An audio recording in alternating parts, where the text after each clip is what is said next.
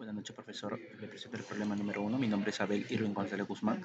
Para el problema uno tenemos lo que es, nos piden obtener los parámetros de Navier-Hardenberg. Tenemos los ejes. Primero colocamos los ejes de acción en las articulaciones, luego seguidamente del eje Z en los ejes de acción, seguidamente también las ejes X, que va perpendicular a las ejes Z, y uno anterior. Y con la mano derecha colocamos los ejes de Y. Y tenemos lo que es los parámetros de articulación de 1 a 6, ¿no? En la cual tenemos lo que es la traslación en Z, rotación en Z y lo que es traslación en X y rotación en X, ¿no? Como vemos, tenemos 6 articulaciones. En lo último me sale lo que es rotación de Z, que es U6, traslación en Z, que es L8, y 0 en la traslación de X y rotación de X0. Esa sería la solución para el problema. Muchas gracias.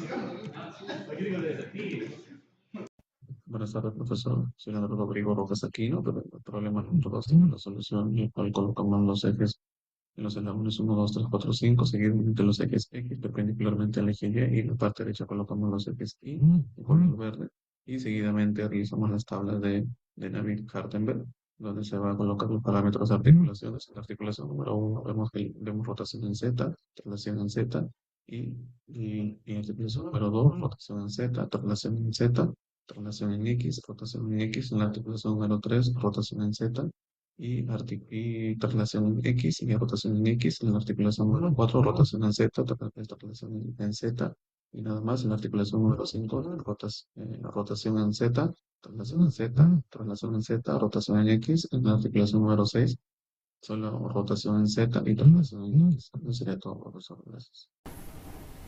Buenas tardes, profesor. Bueno, en esta ocasión yo, Gabriel, voy a explicar lo que es el ejercicio 3. Básicamente nos pide hallar los ángulos, el desacuerdo cinemático de los primeros tres ángulos y perdón, los tres primeros grados de libertad, donde lo que hemos hecho básicamente, bueno, yo he proyectado en PDY y en PDX lo que es una línea del total, o sea, de la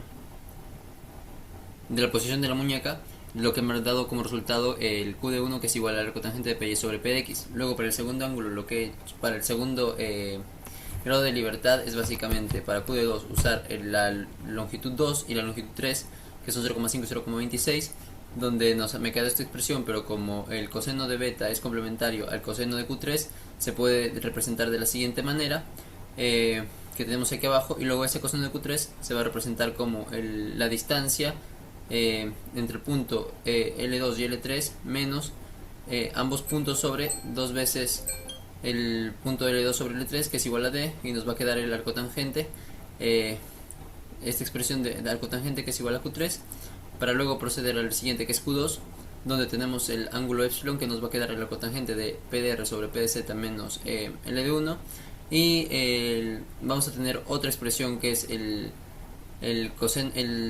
alfa, que nos va a quedar el arco tangente de 1 menos b al cuadrado sobre b, básicamente por las distancias, y finalmente la suma de ambas va a resultar como la representación de Q2. Gracias.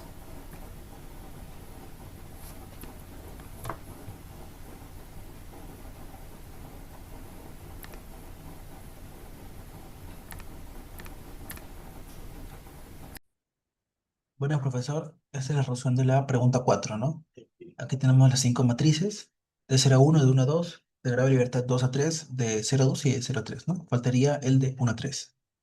Bueno, por fórmula general sabemos que las revolutas se hallan de esta fórmula y las prismáticas con esto, ¿no? La matriz base es una diagonal de unos. La matriz 1 a 3 consigue con la multiplicación de la matriz de 1 a 2 y de 2 a 3. Bueno, por fórmula se reemplaza en la columna 1, 2 y 3 de la matriz.